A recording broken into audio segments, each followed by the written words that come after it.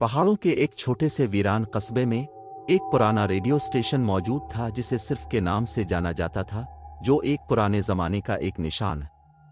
Station 2 दहाइयों से लावारिस पड़ा था। इसका सामान धूल इकट्ठा कर रहा था। इसकी फ्रीक्वेंसी खामोश थी। किसी को याद नहीं था कि उसे किसने चलाया था, क्यों अंधेरा छा गया था। लेकिन हर बार रात गए एक खौफनाक नशरियात हुआ की लहरों में फट पड़ती थी। ब्रॉडकास्ट हमेशा एक जैसा होता था कि एक परेशान कुन मस्क शुदा आवाज पुकार रही थी, गौर से सुनो। इससे पहले कि बहुत देर हो जाए, बरसों से शहर के लोगों ने इस अजीब व गरीब को एक अजीब बेज़ाब्तगी, किसी किस्म की खराबी के तौर पर मुस्तरद कर दिया था। लेकिन जब ग्रेग, एक मुतजस्सिस सहाफ़ी, मकामी लोक दास्तानों की तहकीक के लिए शहर पहुंचा, तो नशरियात एक जुनून बन गई। उसने कहानियां सुनी थीं, लोगों की सरगोशियों वाली अफवाहें जिन्होंने दावा किया था कि उन्होंने आवाज़ सुनी है, सिर्फ बाद में गायब हो गई। इसके शकूक व शुबहात ने इसे खिज़ां की एक सर्द रात स्टेशन तक पहुंचाया। इमारत एक खस्ता हाल थी, खिड़कियां चढ़ी हुई थीं और एक ज़माने में काबिल फ़ख्र रेडियो टावर अब जंग आलूद और टूट फूट का शिकार था। अंदर दाखिल होते ही ग्रेग की टार्च टिमटिमा गई। फफूंदी की महक से हुआ घनी थी और धूल के ज़र्रात रोशनी की किरणों में रक्स कर रहे थे। इसे कंट्रोल रूम मिला, जो अब भी हैरत अंगेज तौर पर बरकरार है। रेडियो का पुराना सामान बीच में बैठा था। इसका डायल अजीब तौर पर फ़आल था, एक गहरे ताल की हम आहंगी के साथ जामिद खारिज होता है। इसने एक नशिस्त संभाली और सामान के साथ हलचल मचा दी। यकीन नहीं आया कि इसे डायल मोड़ने पर मजबूर क्यों महसूस हुआ। जैसे ही इसने किया, एक आवाज़ जामिद से टूट गई। पहले तो मस्ख हुआ, लेकिन यह वाजे करने के लिए काफ़ी वाजे, अब को नहीं आना चाहिए था।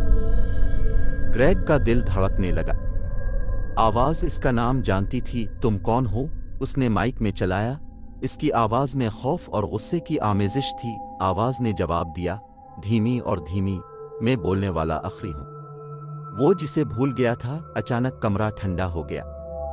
इसके इर्द गिर्द की मशीनरी जोर से गूंज रही थी, तकरीबन गोया जिंदा, एक खौफनाक तवानाई से हल रही थी। आवाज़ जारी थी, तुमने मुझे जगा दिया है और अब तुम कभी नहीं छोड़ोगे। ग्रेग खड़ा था, खौफजदा होकर उसने भागने की कोशिश की, लेकिन दरवाज़ा बंद हो गया। रोशनियां चमकें और फिर सब कुछ सियाह हो गया। जब ग्रेग को होश आया तो वो अभी भी कंट्रोल रूम में था, लेकिन कुछ मुख्तलिफ था।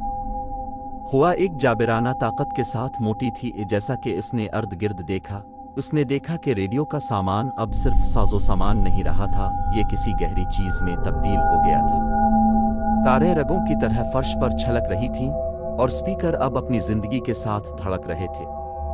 फिर आवाज वापस आई, जोर से, ज्यादा जरूरी, ये स्टेशन मेरा है, अब ब्रॉडकास्ट का हिस्सा है। ग्रेग का जिस्म जिम गया जब उसे एहसास हुआ कि क्या हुआ है। कहानियां सच्ची थीं।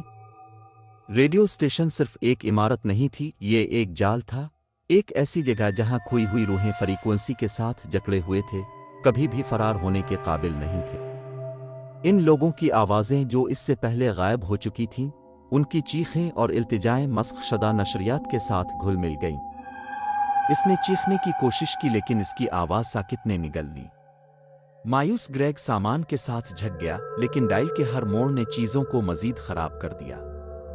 जामिद बुलंद तर होता गया, आवाज़ें ज्यादा बेचैन होती गईं। वो अब उन्हें सुन सकता था। लाखों आवाज़ें हमेशा के लिए फंसे हुए, हर एक रिहाई की भीख मांग रहा है। और फिर सबसे गहरी, सबसे ज्यादा मस्खशदा सरगोशी में आवाज़ ने इससे कहा, अब तुम ही नशर हो। सब कुछ जामिद होने से पहले ग्रेग ने आखिरी चीज जो देखी वो इसका अपना चेहरा था, जो रेडियो स्क्रीन से इसे घोर रहा था। एक चेहरा अजियत में मुड़ा हुआ, हमेशा के लिए फ्रीक्वेंसी में जड़ा हुआ। अब ब्रॉडकास्ट के लामुत्तनाही लूप में सिर्फ एक और आवाज है। जैसे ही शहर में सुबह तुलू हुई, रेडियो ने एक बार फिर जान छड़ाई। जानी पहचानी आवाज आई, नून,